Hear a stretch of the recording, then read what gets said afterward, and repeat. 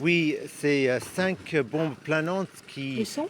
sont tombées sur la deuxième ville d'Ukraine, Kharkiv, provoquant le dernier bilan, c'est 5 morts. Un immeuble d'habitation a été touché dans le centre-ville et si je comprends bien, dans d'autres quartiers aussi, il y a des dégâts. C'est surtout cet immeuble dont vous avez peut-être vu l'image, des appartements en feu, 47 blessés, en plus des 5 civils qui ont trouvé la mort. Et bien sûr, cela provoque un renouvellement de ces appels des dirigeants ukrainiens pour avoir cette autorisation à frapper plus en profondeur la Russie, particulièrement pour toucher les bases d'aviation, les avions, parce que c'est depuis des avions que ces bombes planantes qui sont très très très difficiles, voire presque impossibles à intercepter, sont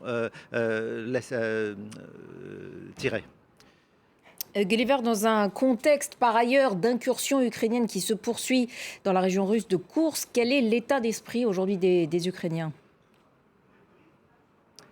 Vous voyez, l'incursion dans la région russe de Koursk a provoqué une sorte d'euphorie au début. Les Ukrainiens étaient très surpris et ils ont vu toute une série de points positifs qui, je pense, restent encore en place, montrer que les lignes rouges de la Russie ne sont pas si épaisses que cela en réalité, qu'il n'y allait pas avoir de réplique nucléaire, montrer que l'Ukraine peut reprendre l'initiative, capturer un grand nombre de soldats russes. Ces avantages sont réellement là, mais l'euphorie laisse place à l'inquiétude, bien sûr, avec cette avancée russe en direction de la ville de Pokrovsk dans le Donbass qui se poursuit.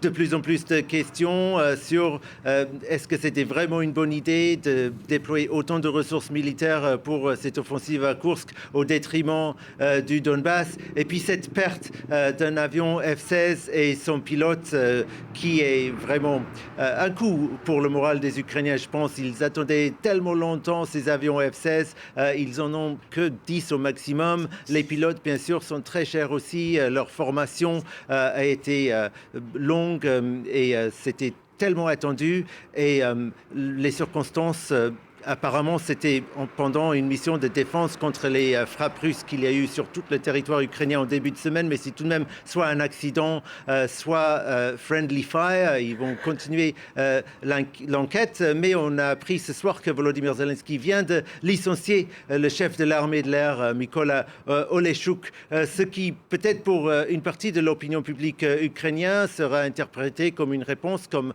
un pas nécessaire, mais je pense à Kiev, les commentateurs, les analystes politiques ont plutôt tendance à y voir quelque chose d'inquiétant de la part du président qui veut à chaque fois faire des renouvellements du personnel à haut niveau, peut-être aussi à nouveau pour placer des gens qui l'estiment plus loyal et se servir de tristes accidents pour poursuivre des remplacements en termes des cadres dans les autres sphères militaires et politiques qui est accueilli avec une certaine incompréhension parmi les analystes ici.